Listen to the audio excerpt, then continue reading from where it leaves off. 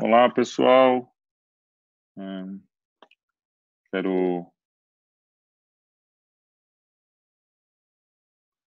Olá, pessoal.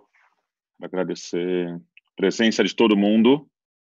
Agradecer especialmente o Idan Reichel, que terminou o show dele a tempo de vocês estarem todos presentes aqui nessa nossa vida de quarentena, em que os serviços religiosos são transmitidos online, em que as aulas são transmitidas online.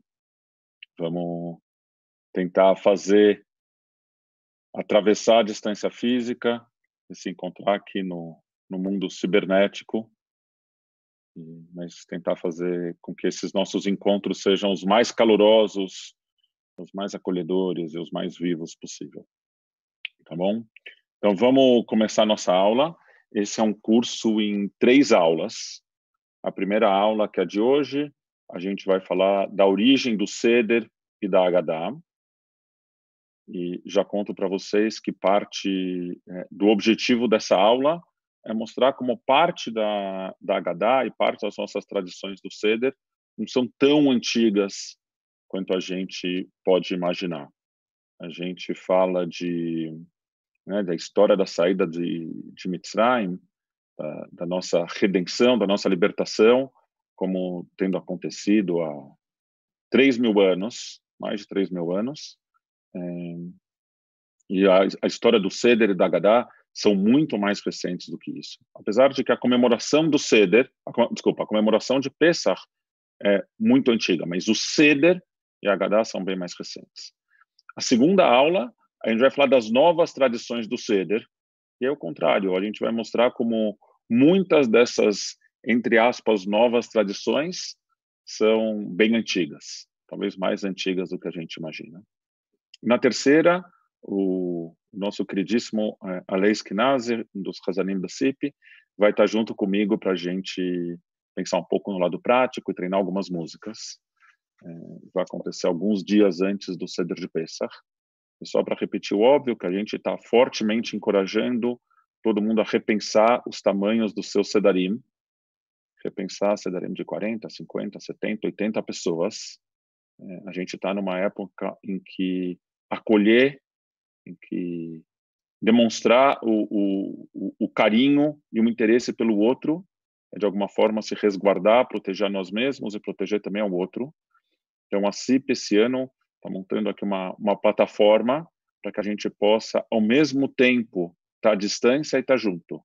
Que a gente possa se enxergar num Seder comunitário, em que cada um vai fazer na sua casa. Vamos ter mais informações sobre isso nas próximas semanas, mas só para adiantar um pouco para vocês como vai ser o esquema, tá bom? Então, vamos começar aqui com a nossa aula. Só para dizer, quem está assistindo pelo site da CIP, que é um jeito ótimo de se conectar, ou quem está assistindo pelo YouTube, eu vou estar dando uma olhada nos comentários que forem feitos pelo Facebook. Então, vou tentar ficar aqui de olho em vocês, mas de vez em quando eu vou olhar para o lado e dar uma olhada nos comentários que vocês fizerem. Então, se alguém tiver alguma pergunta, mandem pelo Facebook, tá bom? Então, o Pesach, as comemorações de Pesach já são mencionadas no Tanakh. Tanakh, que é o nome que a gente dá em hebraico para a Bíblia hebraica, né? Uma junção de 3 letras: Torá, os livros do Pentateuco; Neviim, os livros dos profetas; e Ktuvim, os livros das Escrituras. Esses 3 grupos de livros, essas 3 coleções juntas, dessa coleção maior que a gente chama de Tanakh, em português a Bíblia hebraica. Então, as comemorações, não só a saída o êxodo está descrito, mas as comemorações de Pesach estão descrito em Shmot, Êxodo, Vaikra, Levítico, Bamidbar, Números, Dvarim, Deuteronômio. Quer dizer, a partir do momento em que a saída acontece, em todos os 4 livros restantes da Torá, a comemoração é mencionada. Está também em Yehoshua, Josué, que fala da conquista da terra de Israel; Malachim, Aleph e Bet, Reis 1 e 2, que falam do reinado. A parte do reinado está nos livros de Shmuel, Aleph e Bet, Samuel 1 e 2, parte está em Malachim, Divrei Ayamim, que fala lá na frente como é que isso vai acontecer, também em Ezra e em Ezequiel. Vamos ler um pouco. Na primeira vez que essa história é contada, para a gente ver como é que é descrito, dois conceitos. Um conceito é Pesach Mitzrayim. Pesach Mitzrayim é como aquela primeira noite da redenção, da libertação, aconteceu. E Pesach Dorot é como Pesach passa a ser comemorado dali para frente. Deixa eu só contar algumas coisas para vocês sobre a minha metodologia e os nomes que eu dou para as coisas. Os judeus, os hebreus, na verdade, como a gente sabe, foram escravizados em Mitzrayim. Mitzrayim é o nome de um país contemporâneo que hoje se chama Egito. Eu prefiro não falar, quando a gente está falando do ponto de vista religioso e histórico, sobre o Egito, do mesmo jeito que me incomoda, como em outras tradições, existe um arquétipo do judeu histórico, ou do fariseu histórico, em geral, figuras muito negativas. E quando, nessas outras religiões, se fala sobre esses arquétipos do judeu ou do fariseu, fariseus, que como classe, como grupo, acabaram se transformando, na sua maioria, na classe rabínica, e que deram origem ao judaísmo rabínico, que é o que a gente pratica hoje. Da mesma forma que me incomoda quando, em outras tradições, se fala sobre esse judeu, cujas ações eu não tenho responsabilidade nenhuma, eu tento, da mesma forma, não imputar aos egípcios contemporâneos o que acontece nessa narrativa religiosa judaica. E a gente tem a vantagem de que a gente está num idioma que não é hebraico, e que, portanto, quando eu falo em Mitzrayim, eu estou falando desse arquétipo dessa nação. Mitzrayim, muitas vezes na tradição judaica, também é entendida como Meitzarim, a terra das águas estreitas, como lugar estreito. Os hebreus saem desse lugar estreito e vão para o deserto, que é o lugar da amplidão. Então, também funciona aqui a metáfora da libertação. Mas, então, eu procuro não usar a palavra Egito e egípcios, exatamente por isso. Além disso, Deus, no Tanakh, tem vários nomes. Um desses nomes é o nome impronunciável de Deus. Yud, Rei, Vav, Rei são as 4 letras que compõem esse nome.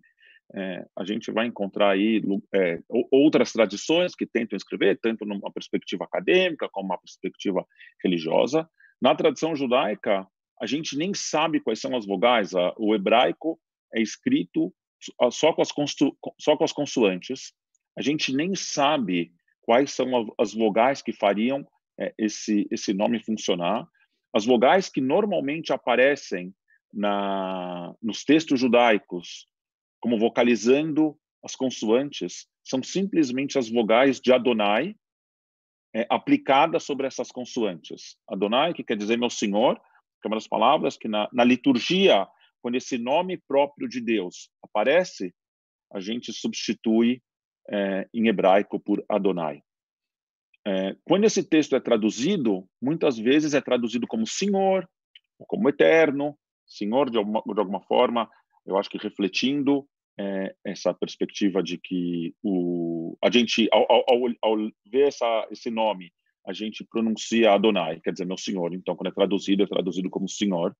Outras vezes, Eterno, porque, de alguma forma, essas 4 letras, elas sintetizam numa mesma palavra, Hayah, Hoveh e Hieh, certo? As palavras em hebraico para o passado, o presente e o futuro. Então, o que é passado, presente e futuro? Alguma coisa que é eterna. Então, às vezes, é traduzido como eterno. Tem outras formas. Na tradição judaica, às vezes a gente lê Adonai, que quer dizer, como eu disse, no Senhor. Outras vezes a gente lê Hashem, que quer dizer o nome. A gente reconhece que lá tem o nome de Deus, que é um nome que na tradição judaica a gente não pronuncia.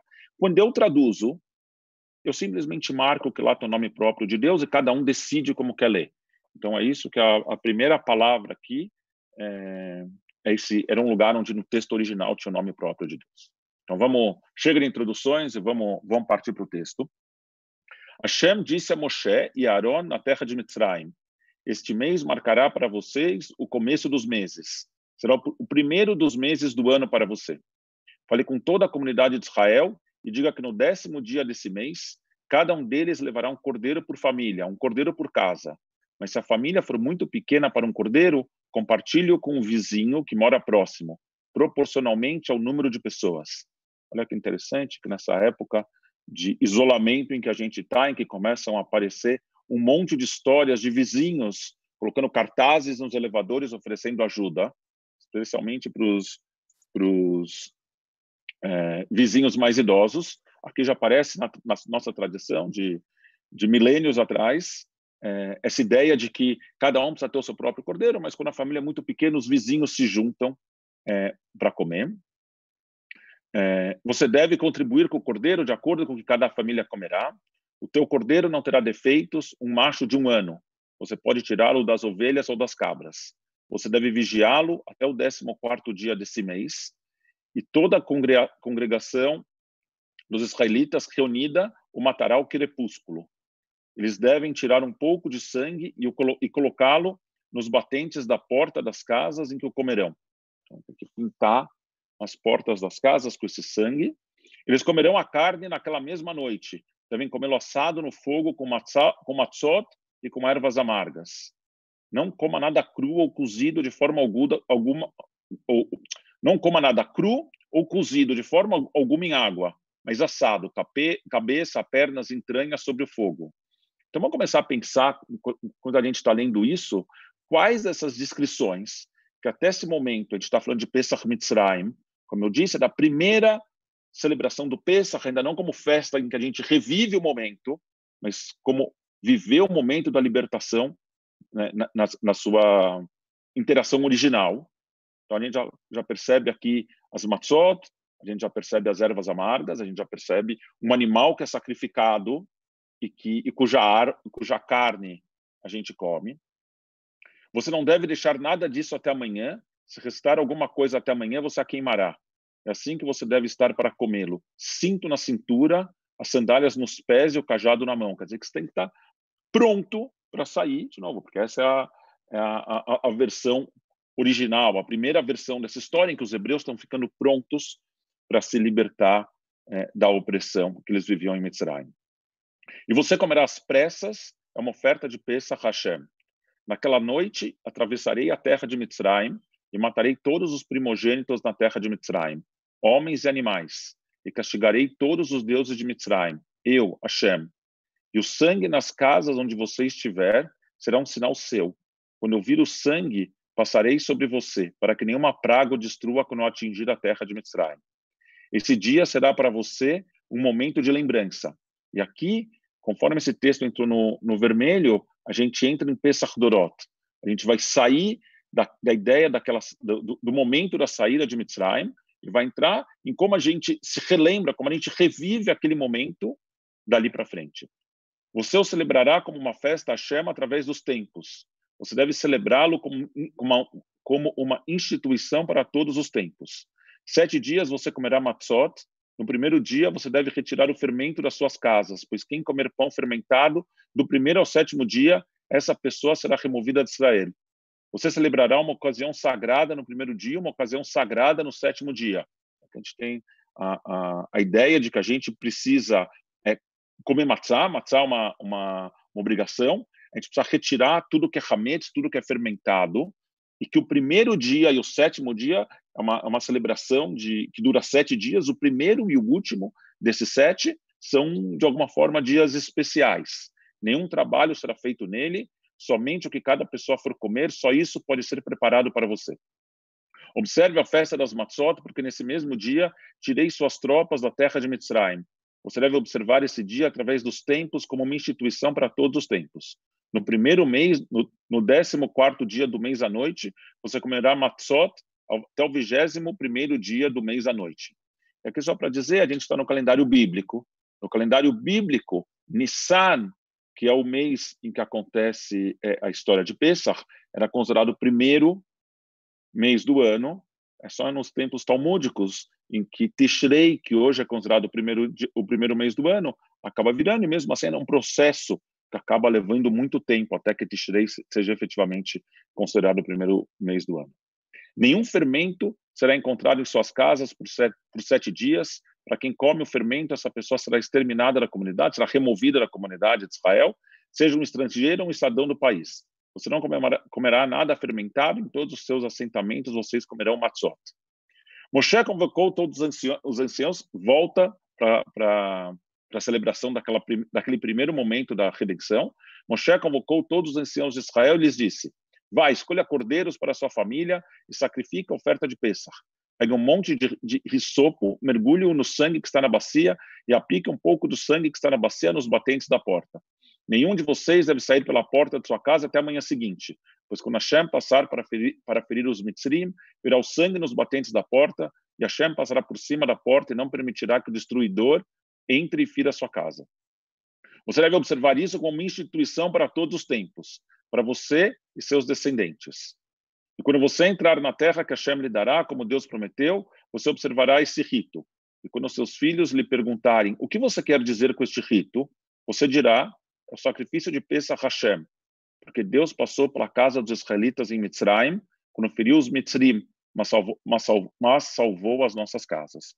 Aqui a gente começa a perceber uma segunda coisa nesse conceito de Pesach Dorot, nessa comemoração de Pesach, que vai além do momento de saída do Egito, que é a ideia de que os nossos filhos vão nos perguntar sobre o que é isso que a gente está fazendo, e a gente vai precisar explicar por que a gente tem essas tradições.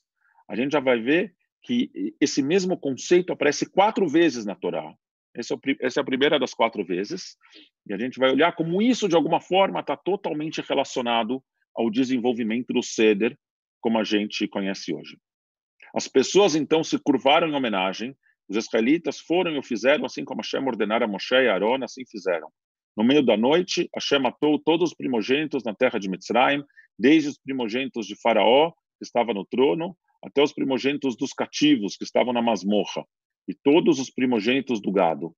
O Faraó levantou-se de noite com todos os seus cortesãos e todos os Mitzrim, porque houve um grande clamor em Mitzrayim, pois não havia casa onde não houvesse alguém morto. Aqui um parênteses que não tem, de fato, nada a ver com a nossa aula, mas um comentário que uma menina em idade de Bat Mitzvah fez com uma professora minha. Essa menina disse: se não teve nenhuma casa onde não teve alguém morto, isso quer dizer que em algumas dessas casas, o primeiro filho não era um primeiro filho homem, era uma primeira filha. Isso quer dizer que não só os primogênitos homens faleceram, mas que também as primogênitas mulheres, quando o primeiro filho era uma mulher, ela faleceu. Isso tem implicações para várias das coisas, em particular para a tradição do jejum dos primogênitos, que hoje é obrigação só para os homens, que são os primeiros filhos, mas de acordo com essa leitura, que eu acho que a Sabrina de 12 anos estava coberta de razão, o jejum dos primogênitos tem que se aplicar tanto a homens quanto a mulheres, que não foram só os primogênitos homens que foram mortos. Mas vamos continuar aqui. Deus convocou Moshe e Aaron à noite e disse: levante-se, afaste do meu povo, você e os israelitas com você, vá, adore Hashem, como você disse, pegue também seus rebanhos e suas manadas, como você disse, e vá embora. Que você me traga uma bênção também. Os Mitzrim exortaram o povo impaciente por deixá-lo sair do país, pois disseram: todos nós estaremos mortos. Então o povo pegou a massa antes que ela fermentasse, as tigelas de amassar enroladas nos mantos sobre os ombros. E aqui uma das narrativas sobre de onde vem essa ideia da matzá, que o povo pegou a massa antes que ela pudesse fermentar, e por isso a gente come esse pão que não fermentou. Essa é lá a ideia da saída do Egito, da saída de Mitzrayim, essa primeira narrativa. Vamos só um pouquinho para frente. Aqui a gente tem 2 outros lugares onde aparece a ideia de como Pesach era comemorado. Vamos só dar uma olhada em um desses textos, eu não quero perder tempo demais com isso. Observe o mês de Aviv. Aviv é o nome bíblico do mês de Nissan. Mas na frente o mês vai ganhar o nome de Nissan e Aviv passa a ser o nome da primavera. Então, em hebraico moderno, Aviv quer dizer primavera. Nesse momento, Aviv era o nome do mês. Observe o mês de Aviv e ofereça um sacrifício de Pesach a Hashem, teu Deus, pois foi no mês de Aviv, à noite, que Hashem, teu Deus, te libertou de Mitzrayim. Você deve abater o sacrifício de Pesach a Hashem, teu Deus, do gado e das ovelhas, no lugar onde Hashem escolher estabelecer o seu nome. Você não deve comê-la com nada fermentado, essa carne do sacrifício. Por 7 dias, depois você comerá matzot, pão da aflição. Não, aqui uma nova explicação. No texto que a gente acabou de ler, matzá era associada com a narrativa de que não deu tempo do pão fermentar. Aqui a explicação de matzá já é um outro lechemoni, o pão da aflição, o pão da pobreza, talvez. Pois você partiu apressadamente da terra de Mitzrayim, para que se lembre do dia da sua partida da terra de Mitzrayim enquanto você viver. Durante 7 dias, nenhum fermento será encontrado com você em todo o seu território, e nenhuma carne do que você abater na tarde do primeiro dia será deixada até amanhã. Então, um pouco uma instrução que a gente já viu no texto anterior, como o Pesach vai ser comemorado, não só quando você estiver livre, mas quando você estiver na tua terra, e quando Deus estabelecer uma morada para o seu nome. Você não tem a permissão para bater o sacrifício de Pesach em nenhum dos assentamentos que Hashem, teu Deus, está lhe dando. Quer dizer, você não pode, o sacrifício de Pesach só pode ser feito nesse lugar centralizado. Em algum momento vai ser o templo em Jerusalém. Antes disso, era onde estava o Mishkan, o tabernáculo, apenas no lugar em que Hashem, teu Deus, escolher estabelecer o seu nome. Só aí você oferecerá o sacrifício de Pesach, à tarde, ao pôr do sol, a hora do dia em que você partiu de Mitzrayim. É que um outro conceito, a ideia de que a nossa comemoração de Pesach não é uma lembrança do que aconteceu, mas eu reviver o que aconteceu. Participar daquela experiência a todo ano. Então, no momento em que aquilo aconteceu, no final da tarde, ao pôr do sol, é nesse momento que você precisa oferecer o sacrifício todo ano. Você deve cozinhar e comê-lo no lugar em que Hashem, teu Deus, escolher, e de manhã você pode começar sua jornada de volta para casa. Depois de comer matzot, por 6 dias, você realizará uma assembleia solene para Hashem, teu Deus, no 7º dia, e nele você não deve trabalhar. Enquanto o templo de Jerusalém estava de pé, Pesach era celebrado com sacrifício.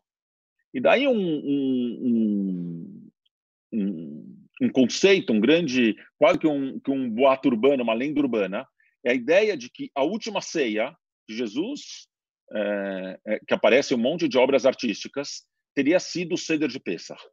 Então, eu não sou grande especialista na tradição cristã. Na tradição cristã, eu imagino que Jesus faleceu no ano 32 ou no ano 33. O templo foi destruído no ano 70. Então, até o ano 70, talvez tivesse uma refeição aqui ou ali, mas o Seder, como a gente conhece, não era estruturado dessa forma. Então, a última ceia não era um Seder de Pesach. E aqui um artigo em que Jonathan Clowens escreveu para o Bible Review, escreve: o Seder de Pesach, como conhecemos, se desenvolveu depois do ano 70 da Hora Comum. Eu gostaria de poder saber mais sobre como a refeição de Pesach era celebrada antes da destruição do templo. Infelizmente, porém, nossas fontes não respondem a essa pergunta com certeza. Presumivelmente, Jesus e seus discípulos teriam visitado o templo para oferecer o sacrifício de Pesach, porque essa era a prática religiosa da época. Então, eles o consumiriam junto com matzot e ervas amargas, conforme exigido pelo livro do Êxodo. E, presumivelmente, eles teriam conversado sobre a ocasião, mas não podemos ter certeza. O que acontece? No ano 70, o templo é destruído. Com a destruição, aqui tem essa imagem da menorá do templo sendo transportada para Roma, uma imagem do Arco de Tito. E esse momento é um momento de trauma nacional. Toda a prática religiosa judaica era centrada ao redor do templo de Jerusalém. Como a gente viu em um dos templos, era proibido oferecer o sacrifício em outro lugar. E desse momento do trauma dessa destruição, acontece o desenvolvimento do judaísmo rabínico, que precisa estabelecer uma nova forma de ser judeu, uma forma de ser judeu que não tivesse centralizado no templo, que não tivesse centralizado nos sacrifícios animais, certo? Os sacrifícios animais são substituídos pela reza. O sacrifício de Pesach, a gente vai ver de alguma forma substituído pelo Seder. E é uma reinvenção do judaísmo rabínico, e junto com essa reinvenção é desenvolvido também o Seder de Pesach. Então, o Seder, como a gente pratica hoje, ainda que tenha as suas raízes na saída de Mitzrayim, nas práticas religiosas que a Torá estabelece desde a saída de Mitzrayim, o Seder, como a gente pratica hoje, é muito mais recente. uma prática religiosa que ainda não fez 2000 anos. Como será que era esse primeiro Seder? Como será que era a primeira Haggadah? Então, olha esse texto, de um texto recém-lançado que se chama A Biografia da Haggadah. O que nós sabemos é isso. Nos primeiros séculos após a destruição do templo, ainda não havia uma Haggadah definitiva.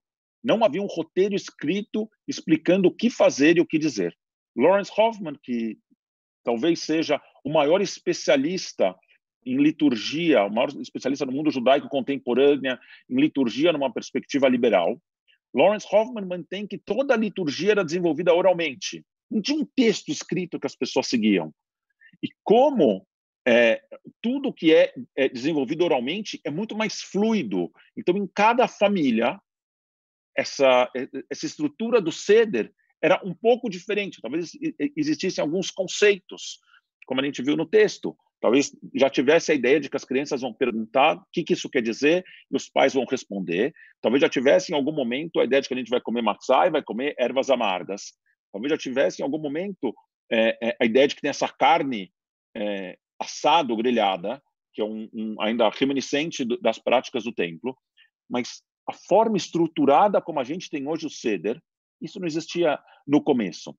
Nós devemos abandonar a busca por um texto original e, portanto, autêntico. Os celebrantes seguiam a estrutura do drama da noite, sem estarem limitados por um texto original, por um roteiro único. Tem uma Haggadah publicada pelo Instituto Scherter, Mahon Scherter de Estudos Judaicos em Jerusalém, uma Haggadah muito interessante, com muitos textos adicionais. E o Joshua Cope, que é um dos autores desse texto, na introdução ele deixa explícitas as 5 premissas acadêmicas do trabalho, que eu acho que, de alguma forma, é muito interessante para a gente pensar como a gente analisa a Haggadah nos tempos de hoje. Então, primeiro o Seder, como a gente conhece hoje, foi uma inovação no período pós-Segundo Templo, e diz o Joshua Cope, mais do que isso, é do final do período tanaítico, quer dizer, não é do ano 70, nem do 71, nem do 72, mas é de um período histórico que vai do ano 135 ao ano 220 da Era Comum. Os sábios do período tanaítico, que é esse período que vai de 70 a 220, foram forçados a buscar por uma substituição para o sacrifício de Pessach, e teve um debate entre eles para saber qual ia ser essa substituição. Então, tinha gente que dizia que no lugar do sacrifício devia ter o estudo das leis de Pessach. Tinha gente que dizia que no lugar do sacrifício devia ter a recitação do Alel. Tinha gente que dizia que no lugar do sacrifício devia ter uma refeição ritual que seguia os moldes de um banquete greco-romano, numa estrutura que se chama simpósio. E tinha aqueles que diziam que no lugar do sacrifício o que a gente devia ter era a contação da história do Êxodo através de um midrash. A contação da história em um jantar, uma refeição que seguisse o modelo desse banquete greco-romano, do simpósio, no qual a gente recitasse o Alel e também estudasse as leis de Pessach, essa acaba sendo a solução que vira o nosso Seder. O nosso Seder é o agrupamento de todas essas 4 ideias. A Haggadah, como a gente conhece hoje, levou séculos para se estabelecer, partes delas foram tiradas de outros textos, e é um processo que não acaba depois de 3, 4, 5 séculos, é um processo, partes da Haggadah são incorporadas na época medieval. Então, na época medieval, muito tempo depois desse período que a gente está falando. No final do período tanaítico, ao redor do ano 220, 2 documentos estabelecem a primeira vez em que a tradição oral judaica é colocada por escrito. Um desses documentos se chama Mishnah, e outros desses documentos se chama Tosefta. Tem várias teorias sobre como esses 2 documentos dialogam um com o outro. Peraí, deixa só eu tirar aqui, porque parece que a bateria do meu fone de ouvido está morrendo. Então, tem esses 2 documentos, tem várias teorias sobre como esses 2 documentos dialogam um com o outro, mas, de qualquer forma, o capítulo 10, tanto da Mishnah quanto da Tosefta, falam um pouco do Seder de Pesach.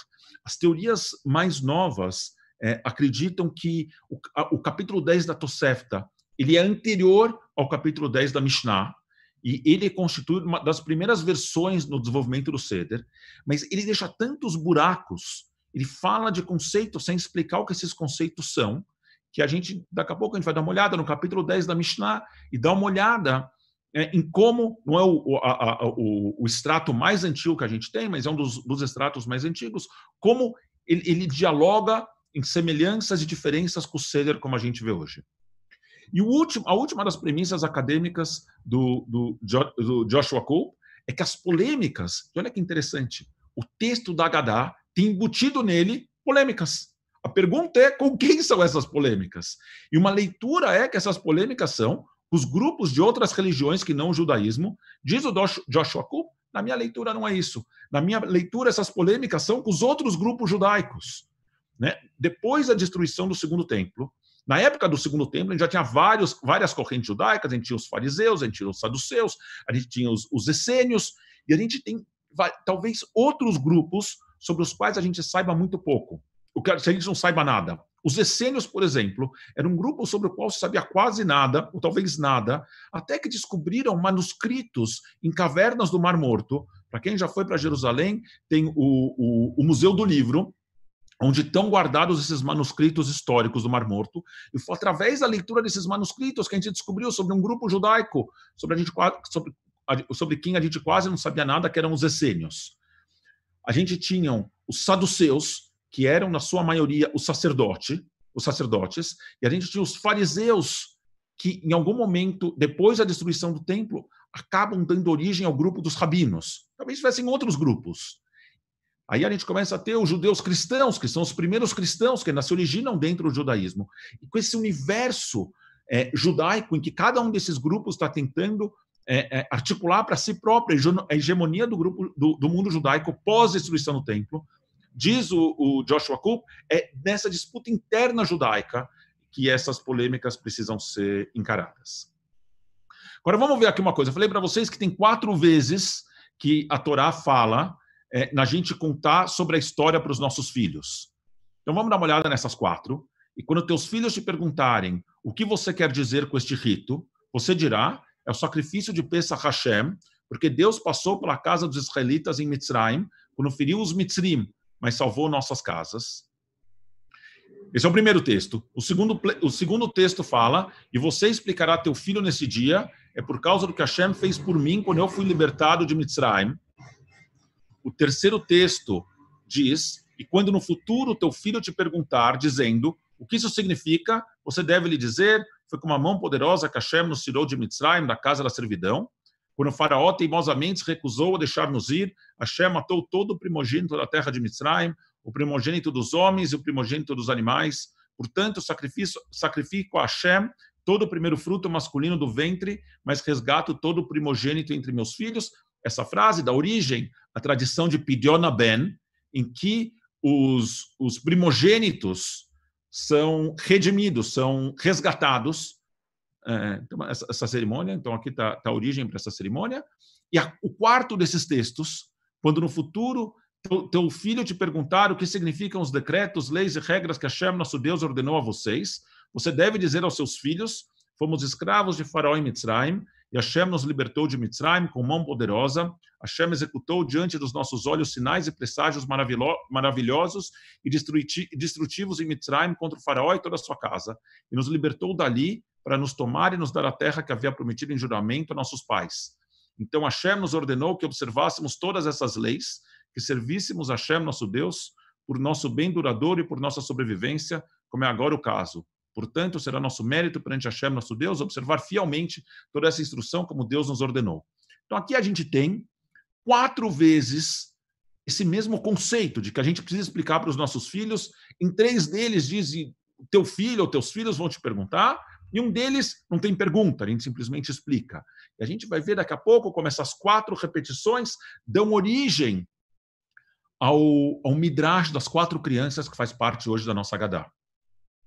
Tem um outro número 4 no texto, que é quando Deus fala que vai libertar, Deus usa 4 verbos para falar de como Deus vai redimir o povo. Diga, portanto, ao povo de Israel, eu sou Hashem, vou tirá-los do sofrimento imposto pelos Mitzrim, primeiro verbo, e salvá-los, segundo verbo, da escravidão para eles, e os redimirei, terceiro verbo, com o braço estendido e através de castigos extraordinários, e o quarto verbo, e eu te tomarei para ser o meu povo, eu serei o seu Deus. Vocês saberão que eu, Hashem, sou o teu Deus, que te livrei do sofrimento em Mitzrayim. Esses 4 verbos de redenção, que pareiam as 4 crianças perguntando, dão, de alguma forma, o tema desse Seder que se organiza ao redor do número 4. Então, tradicionalmente, a gente diz que as 4 crianças vêm daquele primeiro texto, enquanto que os 4 copos vêm desses 4 momentos de redenção, mas, de qualquer forma, se estabelece o número 4 como o número norteador da experiência do Seder de Pesach. Quantas perguntas tem no Manishtaná? 4 perguntas. A gente já vai ver que, historicamente, não necessariamente eram 4, talvez fossem 3, talvez fossem 5. Vamos dar uma olhada aqui o que acontece. Então, aqui, de novo, a gente tem essa experiência do número 4. Vamos dar uma olhada aqui o que acontece aqui com o capítulo 10 da Mishnah, que eu falei para vocês. A Tosefta é considerada como um documento mais antigo, mas a Mishnah parece um documento que dialoga melhor com o que a gente faz, que é mais claro. Então, vamos dar uma olhada. Na véspera de Pesach, da hora da oferta da tarde, ninguém deve comer até o anoitecer. Mesmo a pessoa mais pobre de Israel não deve comer na noite de Pesach, a menos que se recline. Então, tem uma tradição de que a gente se reclina. Uma tradição que está totalmente associada ao simpósio romano, onde, imagina quando a gente tem as imagens dos gregos ou dos romanos deitados nas suas chaiselongs, comendo a uva, né? Então, essa imagem do grego, do romano, que está nessa refeição, num sofá que já é adequado para comer deitado, está totalmente associado a esse conceito de que a gente deve se deitar. E eles devem dar a ele nada menos do que 4 taças de vinho, mesmo se ele receber ajuda do sopão de caridade. Quer dizer, mesmo as pessoas mais humildes da comunidade, que precisam de ajuda para ter comida em casa, mesmo elas precisam tomar 4 copos de vinho. E o texto na Tosefta diz mais, ele diz quantos são 4 copos de vinho. Ele diz que 4 copos de vinho é o equivalente a 1/4 de um log, sendo que um log é o equivalente ao volume de 6 ovos. Então, não sei quanto dá isso em mililitros, mas está aqui, tem uma quantidade mínima de vinho.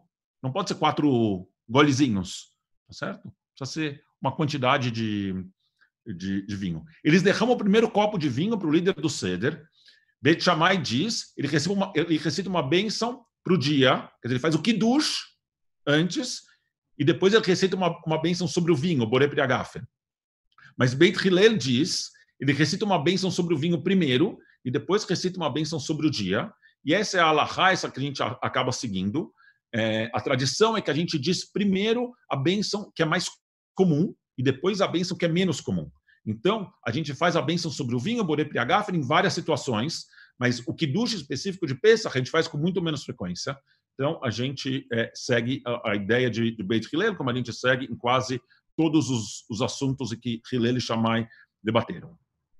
Então, puseram comida diante dele, ele mergulha a alface aqui, devia ter escrito Hazeret, não alface, ele mergulha a Hazeret antes de chegar ao aperitivo que precede o pão. Puseram diante dele Matzot, Hazeret e Haroset, embora o Haroset não seja obrigatório. A ideia é que Hazeret, que aqui diz como alface, é a erva amarga, que fala na Torá. Então, tanto a erva amarga quanto a matzá, a gente viu que são obrigatórias pela Torá.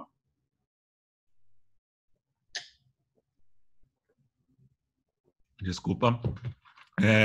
Haroset não é obrigatório.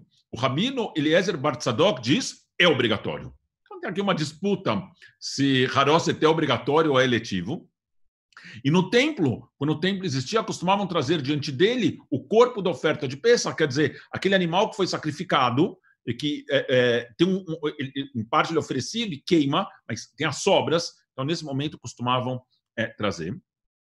Eles servem um segundo copo de vinho para ele, e aqui o filho questiona o pai. E olha que interessante essa história. Aqui a gente vai chegar na hora do Manishtaná. e se o filho não tem entendimento suficiente para questionar, seu pai o ensina a perguntar. Então, olha aqui quais são as perguntas. Por que essa noite é diferente de todas as outras noites? Em todas as outras noites comemos hametz e matzá, mas nessa noite comemos apenas matzá. Em todas as outras noites comemos todos os tipos de vegetais, mas nessa noite comemos apenas ervas amargas. Essas parecem, conhecidas. Em todas as outras noites comemos carne grelhada, assada ou cozida, mas nessa noite comemos apenas a carne grelhada. No meu seder, no que eu canto na minha família, não tem isso. Em todas as outras noites mergulhamos legumes uma vez, mas nessa noite mergulhamos legumes 2 vezes. A pergunta aqui é Yeracot, né? Não precisa ser só legumes, coisas verdes, podem ser verduras também. Quem em todas as noites mergulha uma vez? E de acordo com a inteligência do filho, seu pai o instrui, ele começa respondendo às perguntas com o relato da opressão de Israel e conclui com a glória de Israel, expõe e explica, meu pai era um arameu errante, até concluir toda a passagem. Olha que interessante essa história. Vamos olhar aqui, e aqui eu coloquei só em hebraico, peço desculpa por não ter isso transliterado, mas as Agadot contemporâneas, como funciona o Manishtaná? Manishtaná halayla hazeh mikol haleilot, shebechol haleilot, anu ochlin chametz umatzah, chametz umatzah, halayla hazeh kulo matzah. Essa ordem está parecida com essa versão que eu mostrei aqui para vocês em português. Mas as minhas pesquisas dizem o seguinte, que um monte de versões impressas da Mishnah hoje em dia, elas alteraram o texto da Mishnah para estar de acordo com a Haggadah. Os primeiros manuscritos que a gente encontra, em particular os manuscritos que foram encontrados na Gnisá do Cairo, então tem uma tradição judaica de que a gente não joga fora documentos que têm o nome de Deus. Eles são guardados. Então, em algum momento, se encontrou, no século XX, o sótão de uma sinagoga no Cairo, que tinha milhares de documentos que estavam sendo guardados há séculos. E alguns dos documentos mais antigos que a gente tem nessa Gnisá, que é esse lugar onde a gente guarda esses documentos, que a gente não pode jogar fora, só guardar ou enterrá-los na terra. Muitos documentos mais antigos que a gente tem hoje, que revelaram toda uma realidade sobre o mundo judaico que a gente não conhecia, vêm da Gnisá do Cairo. Os documentos da Gnisá do Cairo mostram que essa ordem que está nesse texto traduzido que eu mostrei para vocês não era a ordem original da Mishnah e não era o texto original da Mishnah. Então vamos continuar aqui com o texto que a gente conhece das Agadot. Shebechol haleilot anu ochlin she'ar yerakot halayla hazeh maror.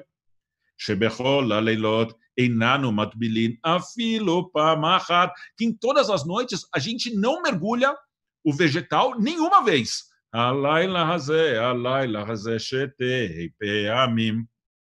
Shebechol haleilot anu ochlin ben yoshvinu ven mesubin, que em todas as noites a gente come ou sentados ou deitados. Halayla hazeh kulanu mesubin. Mas nessa noite está todo mundo inclinado.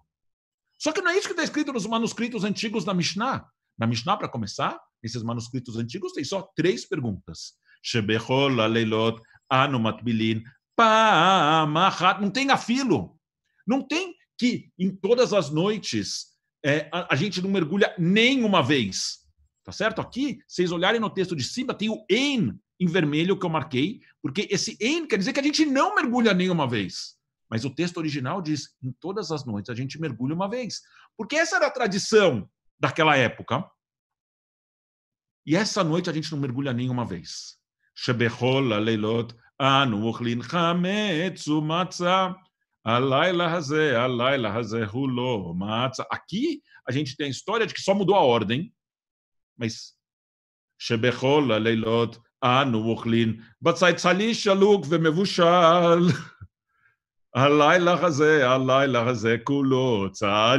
Essa frase a gente não tem. Então, se a gente junta todas as versões de frases que a gente tem no Manishtaná, a gente tem 5 perspectivas do que muda. A gente tem 3 que tem nos manuscritos originais, e a gente tem 4 que estão na versão atual, mas essas 4, uma está radicalmente transformada e uma não estava no manuscrito original.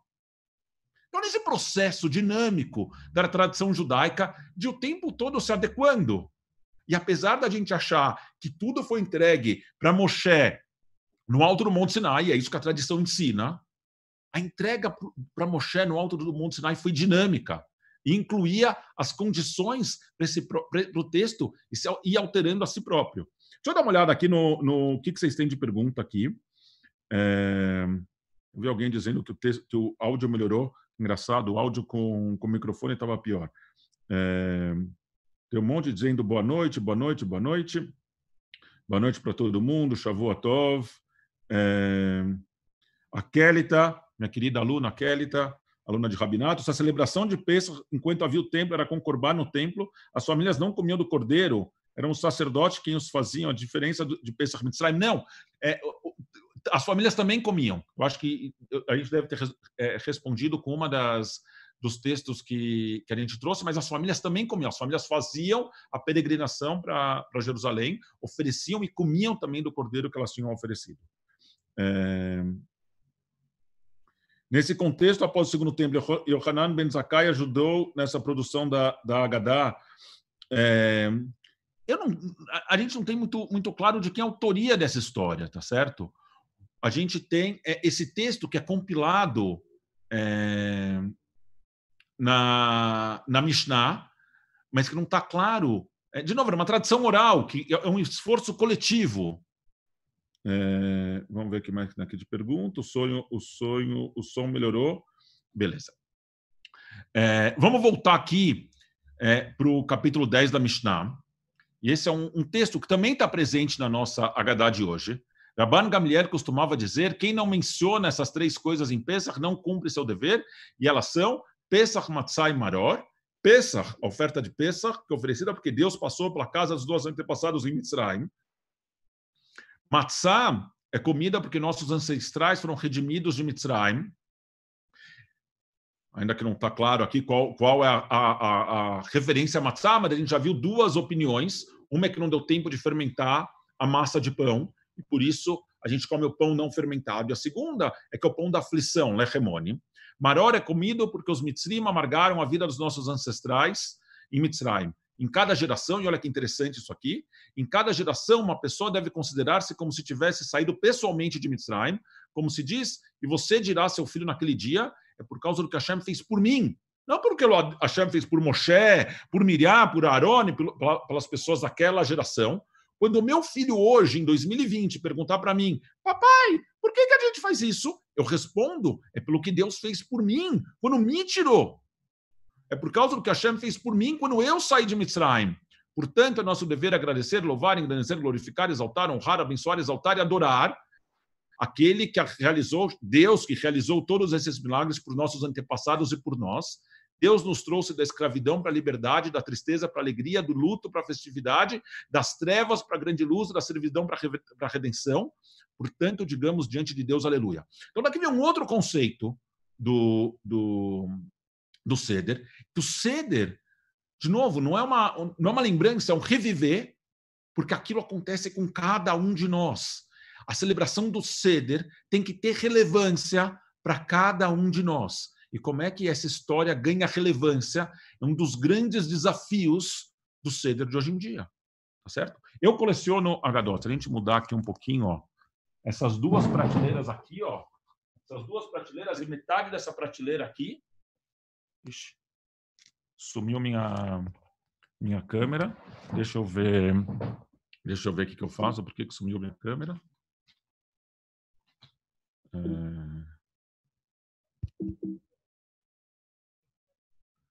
Vamos ver o que eu consigo fazer aqui. Minha câmera parou de funcionar. Então,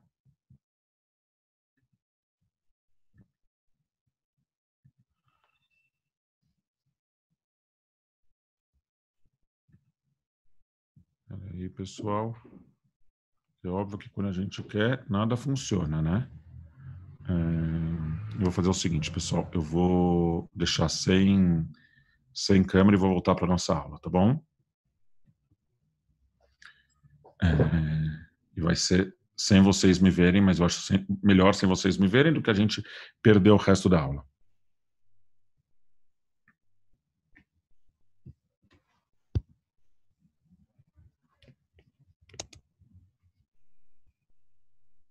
Vocês conseguem me escutar? Pessoal, não dá para eu clicar o vídeo. Eu estou vendo aqui os comentários de vocês. Quando eu cliquei no vídeo, só para as pessoas verem, quando eu clico no vídeo, ele dá uma mensagem que eu não posso começar o vídeo, porque por algum motivo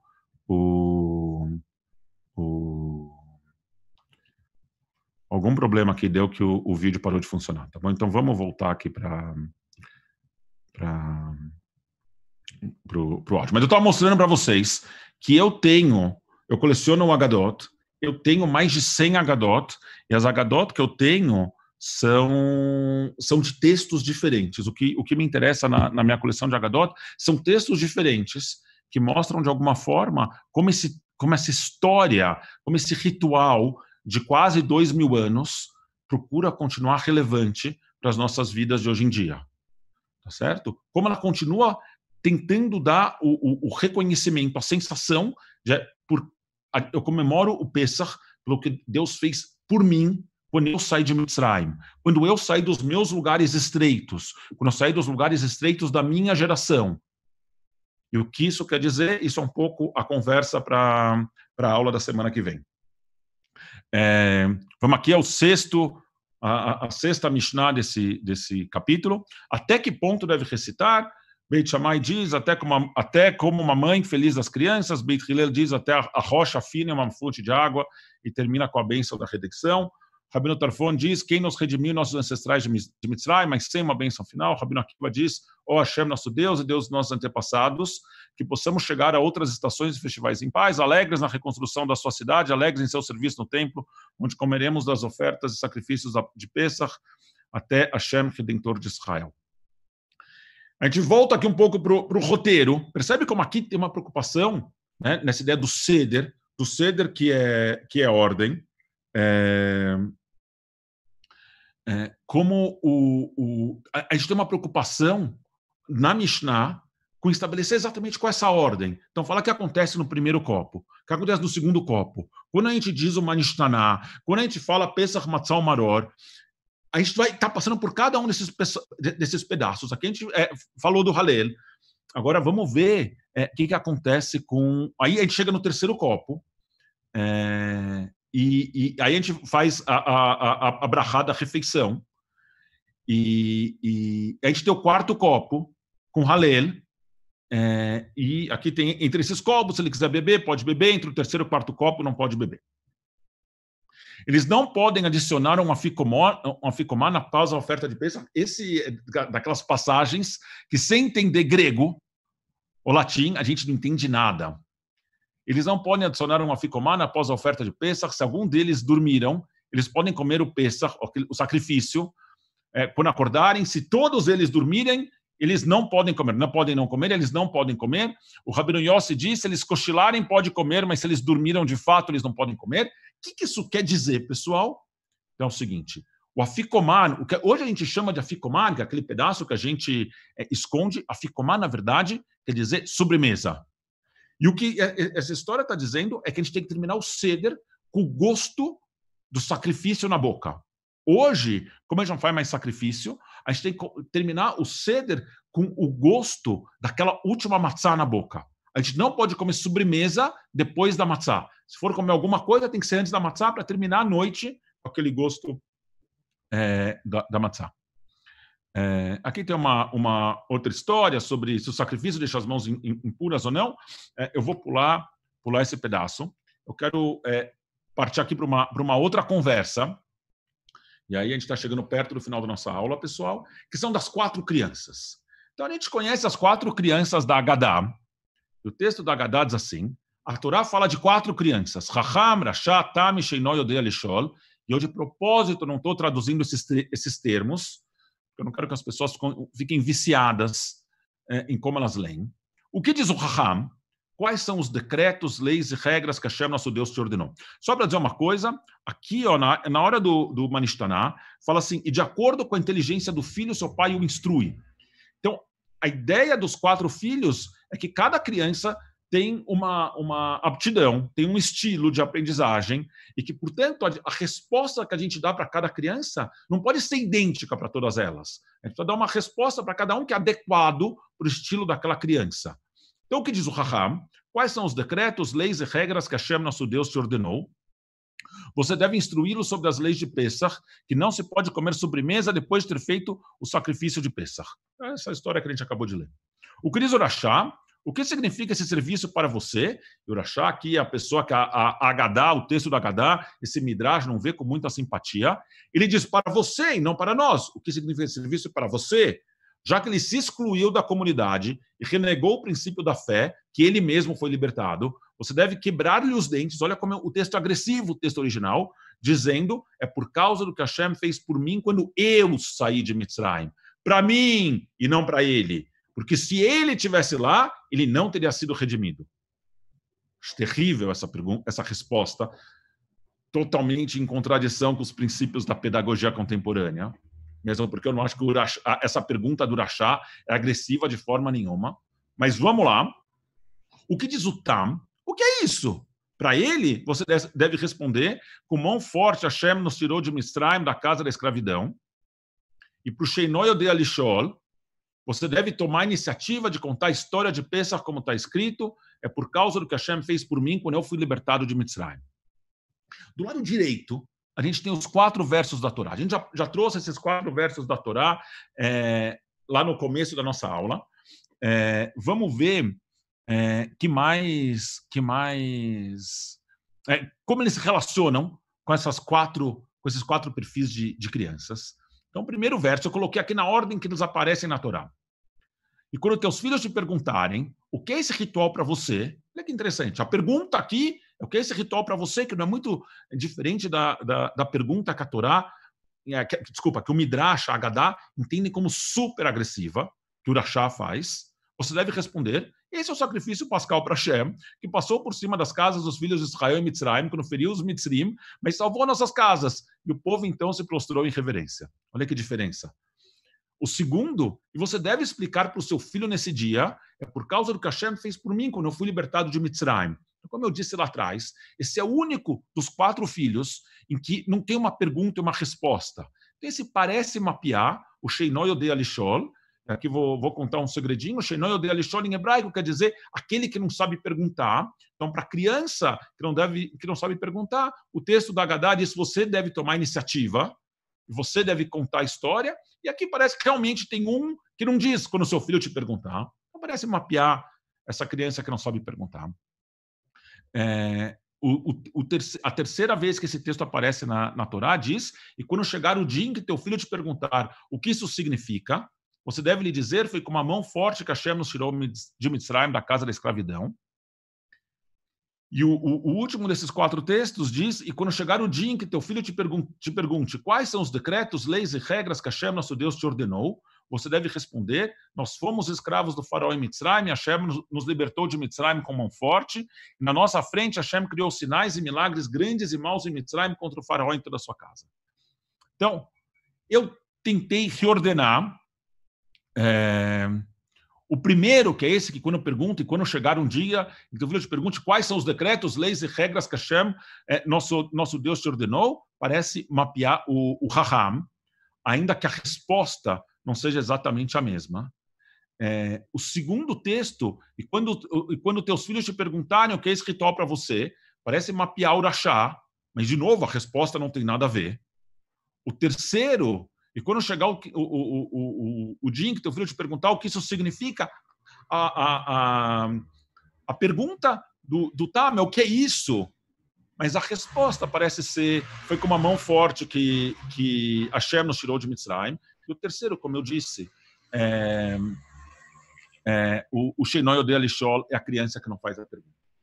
Então aqui, pessoal, nesse tempo de 1 hora que a gente se propôs, não dá para a gente analisar toda a Agadá, todo o Seder de Pesach. Mas eu queria deixar claro para vocês eram algumas coisas. A primeira é que o Seder de Pesach não vem desde o primeiro momento, desde a saída de Mitzrayim. O Seder de Pesach é uma criação relativamente recente, né? Coisa de 1900, 2000 anos, em alguma medida parece muito antiga, mas a sua origem é nisso. Tem partes do Seder que são muito mais recentes. Eu agora fechei, mas eu encontrei um documento, na próxima aula eu passo a referência para vocês, um documento em que ele faz uma tabela, para cada uma das partes do Seder, ele marca qual é o período histórico em que essa parte do Seder foi escrita. Então, o primeiro objetivo era dizer, o Seder é um processo histórico que vem se desenvolvendo ao longo dos anos, ao longo dos séculos, começa ao redor da compilação da Mishnah, tá certo? Aquele texto que a gente viu falar que começa em 165. Então, no período final da época de compilação da Mishnah, do período dos Tanaítas, e continua se desenvolvendo ao longo de séculos, e continua se desenvolvendo até hoje. O processo não terminou. E na próxima aula, o que a gente vai ver são essas novas tradições desse processo que não terminou e que continua se desenvolvendo até hoje. Tá bom, pessoal? Super obrigado pela presença. Desculpa aí pelas falhas técnicas, pelo sumiço da câmera. Vamos ver se na nossa próxima aula a gente consegue ir do começo ao fim sem ter problema nenhum. Tá bom, pessoal? Super beijo. Se cuidem todos. Como eu disse, a gente vai divulgar nas próximas semanas como vai acontecer o nosso Seder de Pesach, para que cada um no seu Sedarim, das suas famílias nucleares, em Sedarim pequenos, a gente possa todo mundo estar junto. A CIP quer ser esse fator de agregação. Vamos pensar em novos projetos, que nesse momento de todo mundo ficar em casa, a gente possa se sentir próximo, né? Que a tecnologia, que em alguns momentos faz com que a gente se sinta tão dividido, nesse momento possa propiciar que a gente se sinta junto, se sinta acolhido, se sinta fazendo parte das mesmas coisas. Tá bom, pessoal? Uma semana excelente para todo mundo se cuide e a gente se encontra no próximo domingo.